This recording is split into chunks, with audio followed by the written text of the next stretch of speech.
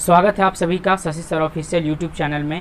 आज हम लोग जिस महत्वपूर्ण व्यक्ति की चर्चा करने जा रहे हैं उसे हिंदी साहित्य में, भारतीय इतिहास में मानव मुक्ति का पुरोधा, दलितों का हितैषी और तो और आधुनिक युग का मनु, भारतीय संविधान का पिता, भारतीय संविधान का निर्माता कहा जाता है। हाँ, सही पहचाना आपने।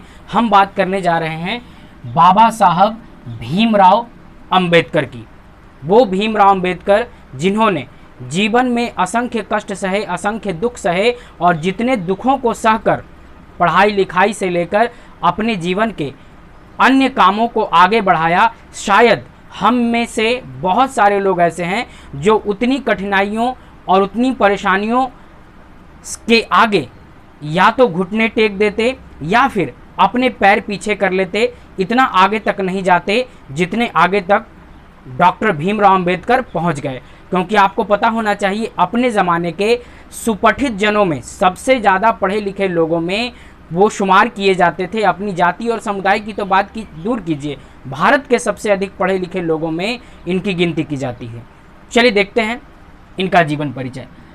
इनका जन्म 14 अप्रैल सन 1891 ईस्वी को महू मध्य प्रदेश में हुआ और ये अपने माता पिता की 14 संतानों में, जी हाँ आपने सही सुना, अपने माता पिता की 14 संतानों में सबसे छोटे थे। इनसे बड़े 13 भाई बहनें थी इनके। और जब इतने ज़्यादा जनसंख्या है तो इस हिसाब से आप समझ सकते हैं कि घर की आर्थिक स्थिति क्या रही होगी। घर की आर्थिक स्थिति जो है बहुत ही दयनीय थी। और साथ ही साथ जो इनका जन्म हुआ था वो महार जाति में हुआ था, महार कुल में हुआ था। डोम जाति की उपजाति होती है महार जाति, ठीक है। और जिस समय इनका जन्म हुआ था उस समय में भारत देश में छुआछूत अपने चरम पर था। निचली जाति के लोगों को सामान्य लोगों के मोहल्ले से गुजरने तक की मनाही थी। ऐसी मान्यता थी कि अगर उनका साया भी पड़ जाए, उनकी परछाई भी पड़ जाए तो लोग अशुद्ध हो जाते थे, ऐसी मान्यता थी। ऐसे समाज में इनका जन्म हुआ। माता का नाम था भीमाबाई और पिता का नाम था रामजी सकपाल। माता का नाम भीमाबाई, पिता का नाम रामजी सकपाल। घर की आर्थिक स्थिति खराब, लेकिन पिताजी भी चाहते थे कि बेटा पढ़े। और भीमराव अंबेडकर को भी बचपन से पढ़ने का बहुत ज़्यादा शौक था। इसीलिए बहुत ज़्यादा कोशिश करके, बहुत ज़्यादा पैरवी लगाकर प्राथमिक विद्यालय में इनका नामांकन तो हो गया, लेकिन इन्हें कक्षा से बाहर बैठकर पढ़ना पड़ता था। अन्य बच्चों से अलग कक्षा से बाहर बैठकर ये पढ़ते थे। न टीचर कुछ पूछ सकते हैं इनसे, न ये एक टीचर से पूछते थे। यहाँ तक कि जिस बस्ते को वो लेकर आते थे, जिस बोरे को साथ लेकर आते थे बैठने के लिए, फिर अपने साथ वो ढोकर ले जाते थे, चपरासी तक नहीं हटाता था। अगर स्कूल में प्यास भी लगी हुई है तो उनको पानी जो है गिलास से नहीं पीना है, बल्कि हाथों से जो है पीना है। ऊपर से चपरासी गिराता था, क्योंकि अगर छू गया तो अशुद्ध हो जाएगा। ऐसी परिस्थिति में उन्होंने पढ़ाई लिखाई किया। स्कूल के क्लास के जितने भी बच्चे हैं इतना ज़्यादा उनको मजाक उड़ाते थे कि कई बार हिम्मत टूट जाता था। लेकिन इसके बावजूद बाबा साहब भीमराव अंबेडकर इतना ज़्यादा लगन और मेहनत के प्रति समर्पित थे कि रात में जब घर में लाइट नहीं हो पाती थी तो वो स्ट्रीट लाइट जो गलियों वगैरह में सरकारी लाइट होती है उसके नीचे बैठकर पढ़ा करते थे। और इतने ज़्यादा कुशाग्र बुद्धि के थे कि क्लास के बच्चे का तो बात छोड़िए, एक बार टीचर उनसे इतना ज़्यादा प्रेरित हो गए कि क्लास से बाहर बैठे होने के बावजूद ब्लैक बोर्ड पर जो है एक प्रश्न हल करने के लिए बुलाया। शिक्षक ने एक बार प्रश्न हल करने के लिए बोर्ड पर बुलाया। जैसे ही बोर्ड की तरफ बढ़े भीमराव अंबेडकर, सारे बच्चे चिल्लाने लगे और दौड़कर ब्लैक बोर्ड के नीचे या आसपास जो भी उनका टिफिन या पानी वगैरह रखा हुआ था, फटाफट जो है सब अपना अपना टिफिन और पानी हटाने लगे। बच्चों ने कहा, हमारे माता पिता ने बताया है कि यह अछूत है, इसका छुआ तो दूर, अगर इसकी परछाई भी हमारे खाने और पानी पर पड़ जाता है तो वो क्या हो जाएगा, अछूत हो जाएगा, अशुद्ध हो जाएगा। ऐसी परिस्थिति थी। अब सोचिए कितना ज़्यादा कष्ट होगा इनके साथ। हमारे जीवन में तो इतना ज़्यादा कष्ट है नहीं। इन सब कष्टों को सहकर सन 1907 ईस्वी में इन्होंने मैट्रिक की परीक्षा पास की। लेकिन मैट्रिक की परीक्षा से पहले मात्र 1 साल पहले सन 1906 ईस्वी में रमाबाई नामक महिला से इनका विवाह हो गया मात्र 15 साल की उम्र में। और अगले ही वर्ष सन 1907 ईस्वी में ये मैट्रिक की परीक्षा क्या हो गए, उत्तीर्ण हो गए। लेकिन अव्वल दर्जे से उत्तीर्ण हुए। और यही कारण है कि बड़ौदा के जो समय के शासक थे, बड़ौदा के जो नरेश थे, वो इतना ज़्यादा प्रभावित हुए कि उन्होंने इनको छात्रवृत्ति देना शुरू कर दिया। और उसी छात्रवृत्ति के पैसे से बम्बई जाकर इन्होंने पढ़ाई की, इंटरमीडिएट किया। और इंटरमीडिएट के बाद बॉम्बे विश्वविद्यालय से अर्थशास्त्र विषय में इन्होंने बीए की डिग्री ली। अर्थशास्त्र विषय में बीए की डिग्री ली, जो कि उस समय एक बहुत बड़ी उपाधि थी उनके लिए।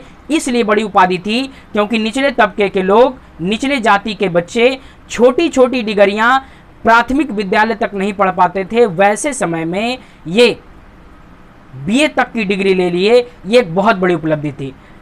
लेकिन इन्हें आगे भी बहुत ज़्यादा पढ़ने की इच्छा थी, पढ़ने की लगन देखकर, मेहनत देखकर, और जो इनका इम्तिहान में रिजल्ट आ रहा था, जो प्राप्तांक आ रहे थे, उससे प्रसन्न होकर इनके स्कॉलरशिप्स को आगे भी जारी रखा गया, इनके छात्रवृत्ति को आगे भी जारी रखा गया। बड़ौदा के नरेश सयाजी राव गायकवाड़, इन्होंने जो है इनको प्रोत्साहन दिया।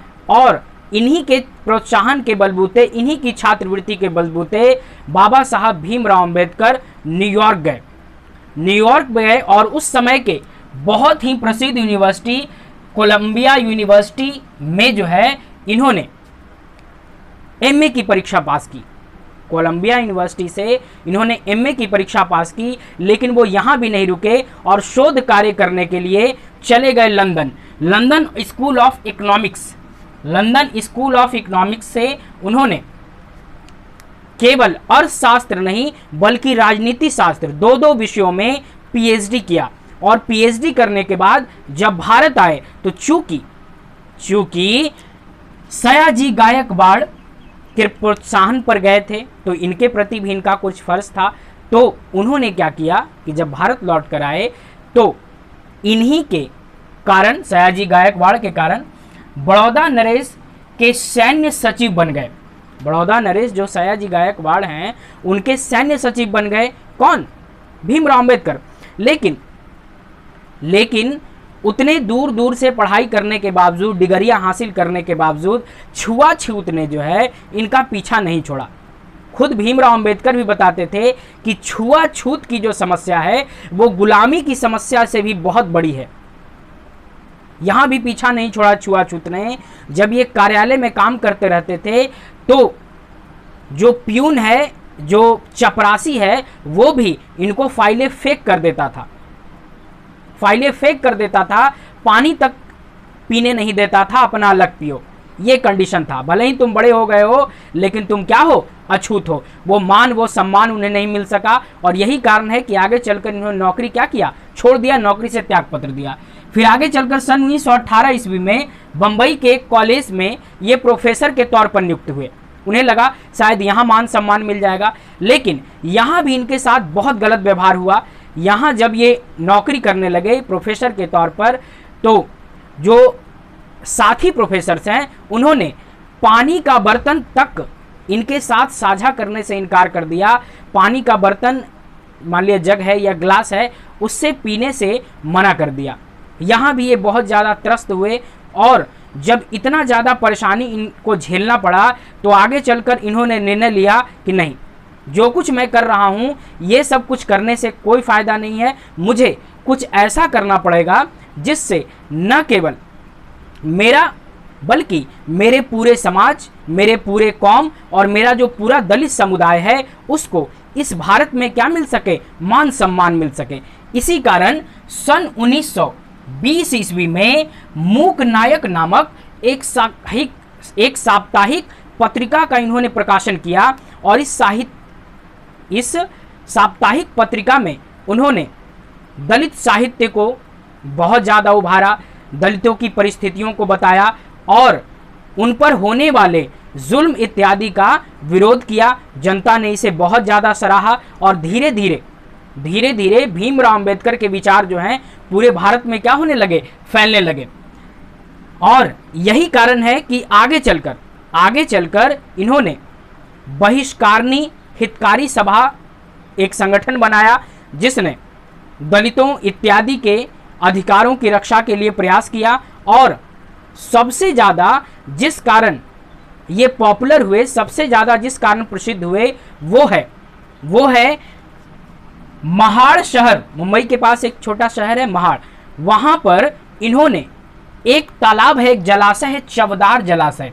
चवदार जलाशय से उच्च वर्ग के लोग पानी पीते थे और निम्न और दलित वर्ग के लोगों को पानी पीने का अधिकार प्राप्त नहीं था।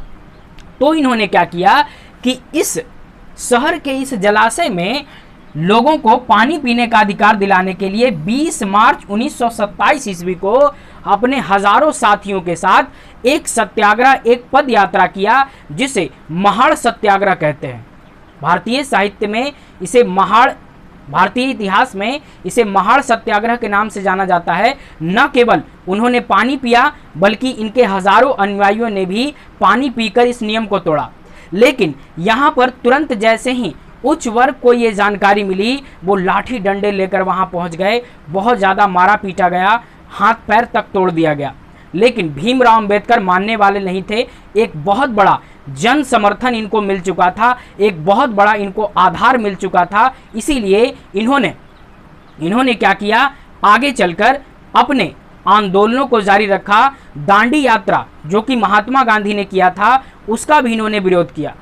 दांडी यात्रा जो महात्मा गांधी ने किया था, नमक कानून तोड़ा था, उसका भी इन्होंने क्या किया था, बहुत ज़्यादा घोर विरोध किया था। 25 दिसंबर 1927 ईस्वी को, इसी वर्ष, उन्होंने अपने हजारों साथियों के साथ चौक चौराहों पर जाकर मनुस्मृति की प्रतियां जलानी शुरू कर दी। मनुस्मृति जो कि हिंदू का एक बहुत बड़ा ग्रंथ है, मनुस्मृति की प्रतियों को जलाना शुरू कर दिया। भगवत गीता के भी घोर विरोधी थे। भगवत गीता के भी घोर विरोधी थे। कौन? भीमराव अंबेडकर।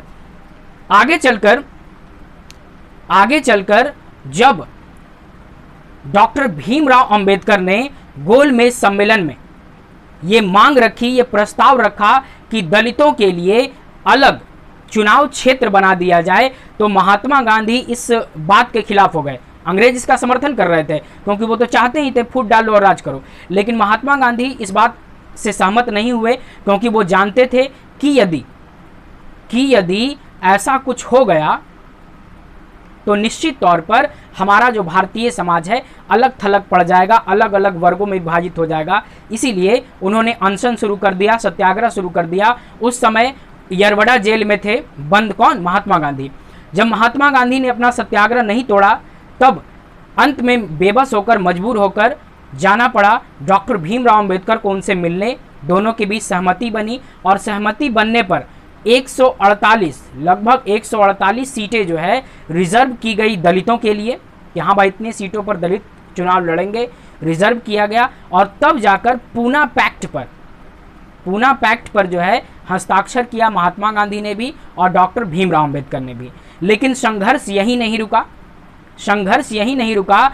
इन्होंने क्या किया कि दलितों की रक्षा के लिए, दलितों के अधिकारों की रक्षा के लिए सन 1936 ईस्वी में स्वतंत्र लेबर पार्टी की स्थापना की। और यही लेबर पार्टी सन 1937 ईस्वी में जो चुनाव हुआ, उसमें इस पार्टी ने 13 सीटें जीती। इस पार्टी ने क्या किया? 13 सीटें जीती। और आगे चलकर इन्होंने एक बहुत बड़ा जन आधार पैदा कर दिया। कांग्रेस के कई नेता जो हैं, इनके ऊपर पैनी नज़र गड़ा लिए कि नहीं, इस आदमी में है दम, जो इतना बड़ा जन संघर्ष पैदा कर दिया, इतने बड़े जन समूह को जो है जागृत कर दिया। डॉक्टर भीमराव अंबेडकर महात्मा गांधी से विरोध करते थे, और उनका मानना था कि अगर आप इतना ज़्यादा हितैषी हैं दलितों के, तो ऐसा नियम बना दीजिए कि कोई भी ऐसा व्यक्ति जो कांग्रेस पार्टी का सदस्य बनना चाहता है, वो किसी न किसी दलित का भरण पोषण किया हो, या किसी दलित के साथ खाना खाया हो, दलित के साथ छुआछूत नहीं किया हो। ऐसा नियम बना दीजिए अगर इतने हितैषी हैं। गांधी जी जो हैं, इनको हर बार कहा करते थे कि मैं दलितों के पक्ष में हूँ, दलितों का हितैषी हूँ। क्योंकि जिस समय अंबेडकर का जन्म नहीं हुआ था, महात्मा गांधी कहा करते थे कि जिस समय तुम्हारा जन्म नहीं हुआ था, मैं उसी समय दलितों के अधिकारों की रक्षा के लिए क्या करता हूं, आवाज उठाता रहता हूं। इस तरह के विचार थे किनके, डॉक्टर भीमराव अंबेडकर के। आगे चलकर इन्होंने वकालत भी किया, लेकिन वकालत जब करने लगे तो वकालत में भी इनको कई तरह की परेशानी आई। शुरू तो अच्छा खासा केस इनको मिलता था, मुकदमे मिल जाया करते थे, लेकिन वहाँ भी धीरे धीरे जो है लोगों को ये पता चलने लगा कि ये जो है नीची जाति का व्यक्ति है। यही कारण है कि कुछ लोग जो है इनको केस देने से क्या होने लगे, मना करने लगे। लेकिन संघर्ष इनका जारी रहा। आगे चलकर इन्होंने बहुत कुछ किया। हिंदू रीति रिवाज के ये खिलाफ थे। इन्होंने कई पुस्तकों की रचना की, the elimination of caste in India, ठीक है, बुद्धा एंड हिज धम्मा, और भी कई तरह की रचनाएं जो इनकी बहुत ज़्यादा प्रसिद्ध हैं। और मुख्य रूप से बाबा साहब भीमराव अंबेडकर की बात करें तो बाबा साहब भीमराव अंबेडकर तीन ही लोग से सबसे ज़्यादा प्रेरित थे। इनके प्रेरक व्यक्तित्व तीन ही थे। एक थे बुद्ध, कबीर और ज्योतिबा फुले। तीन एक इनके आदर्श व्यक्ति थे। इन्हीं के बताए पद चिन्हों पर चला करते थे डॉक्टर भीमराव अंबेडकर। अगर हम इनकी प्रमुख रचनाओं की बात करें, जो पुस्तकें इन्होंने लिखी, the castes in India, their mechanism, genesis and development, the untouchables, who are they, who are Shudras, Buddhism and communism, Buddha and his Dhamma. Buddha and his Dhamma बहुत महत्वपूर्ण पुस्तक है इनकी, जो कि मरने से 4 दिन पहले जो है ये लिख कर इसको पूरा किए थे। Buddha and his Dhamma, thoughts on linguistic states, the rise and fall of the Hindu women, elimination of caste, ये इनका भाषण संकलन है। आगे चलकर भीमराव अंबेडकर इतने महान पुरुष बन गए कि जब जवाहरलाल नेहरू ने भारत के संविधान को बनाने की बात सोची तो ये सोचा कि विश्व के प्रसिद्ध जो राजनीतिज्ञ हैं उनको बुलाया जाए भारत का संविधान लिखने के लिए। लेकिन महात्मा गांधी के कहने पर भारत का संविधान लिखने की जिम्मेदारी सौंपी गई किसको, डॉक्टर भीमराव अंबेडकर को। और डॉक्टर भीमराव अंबेडकर की अध्यक्षता में ही 2 साल 11 महीना 8 दिन 2 साल 11 महीना 18 दिन जी 2 साल 11 महीना 18 दिन में जो भारत का संविधान है लिखकर तैयार कर दिया गया। और इन्होंने भारत के संविधान में जो भी निचले तबके की जातियां हैं, दलित जातियां हैं, उनके उत्थान के लिए बहुत सारे नियम कानून लगाए, बहुत सारे प्रावधान किए, और साथ ही साथ जाति प्रथा और छुआछूत को जो है इसमें एक गैर कानूनी काम घोषित किया गया। और साथ ही साथ ये जो संविधान है विश्व का सबसे बड़ा लिखित संविधान है। भारत का संविधान विश्व का सबसे बड़ा लिखित संविधान है, जिसको लिखने का श्रेय जाता है डॉक्टर भीमराव अंबेडकर को। जब भारत आज़ाद हुआ तो आज़ादी के बाद नेहरू जी की कैबिनेट में कानून मंत्री के तौर पर नियुक्त किए गए बाबा साहब भीमराव अंबेडकर। लेकिन इनका संघर्ष आगे भी जारी रहा। आज़ादी के बाद भी छुआछूत की स्थिति बहुत ज़्यादा अच्छी नहीं हुई। इसीलिए सन 1956 ईस्वी में नागपुर में अपने 5 लाख अनुयायियों के साथ इन्होंने हिंदू धर्म के छुआछूत और जात पात से मुक्ति के लिए बौद्ध धर्म ग्रहण कर लिया। जिस दिन इन्होंने नाम लिया था कि मैं धर्म परिवर्तन कर लूँगा, बहुत सारे धर्म के लोग इनके पास ऑफर लेके आए। ईसाई धर्म है, मुस्लिम धर्म है, या अन्य पारसी वगैरह जो धर्म के लोग थे, वो चाहते थे कि भीमराव अंबेडकर हमारे धर्म में आ जाए। लेकिन चूंकि आपको पहले भी बता चुके, बुद्ध, कबीर और ज्योतिबा फुले 3 लोगों से ये बहुत ज़्यादा प्रेरित थे। इसीलिए इन्होंने क्या किया, बौद्ध धर्म ग्रहण कर लिया। और 1-2 नहीं बल्कि 5 लाख अपने अनुयायियों के साथ, अपने मानने वालों के साथ बौद्ध धर्म इन्होंने ग्रहण कर लिया। और 6 दिसंबर 1956 ईस्वी को दिल्ली में बाबा साहब भीमराव अंबेडकर की क्या हो गई, मृत्यु हो गई। लेकिन मरणोपरांत भारत सरकार ने इन्हें भारत रत्न से सम्मानित किया, भारत रत्न से नवाजा। और मेरा तो मानना है कि भारत के इतिहास में जितना महत्व महात्मा गांधी को, जवाहरलाल नेहरू को या अन्य बड़े नेताओं को दिया जाता है, उससे कहीं भी कम नहीं है इनका योगदान। ठीक है, किनका? डॉक्टर भीमराव अंबेडकर का। तो इस तरह के थे डॉक्टर भीमराव अंबेडकर। इतने संघर्षों के बावजूद इन्होंने ना कभी पढ़ाई लिखाई छोड़ा और ना ही कभी संघर्ष छोड़ा, और इनका ही संघर्ष के बदौलत आज ये स्थिति है कि भारतीय समाज में छुआछूत और जाति पात या जाति प्रथा है, लेकिन अब वो स्थिति नहीं है, अब दलितों की वो स्थिति नहीं है जो पुराने समय में थी। धीरे धीरे स्थिति में क्या आ रहा है, सुधार आ रहा है। तो मेरा एक बार नमन है बाबा साहब भीमराव अंबेडकर को, और मेरे द्वारा बताई गई बातों में अगर किसी को कुछ दिक्कत लगा हो तो उसके लिए सॉरी, लेकिन ये सब कुछ बताना, ये सब कुछ कहना ज़रूरी था। ठीक है, मिलते हैं नेक्स्ट क्लास में, तब तक के लिए सबको जय हिंद।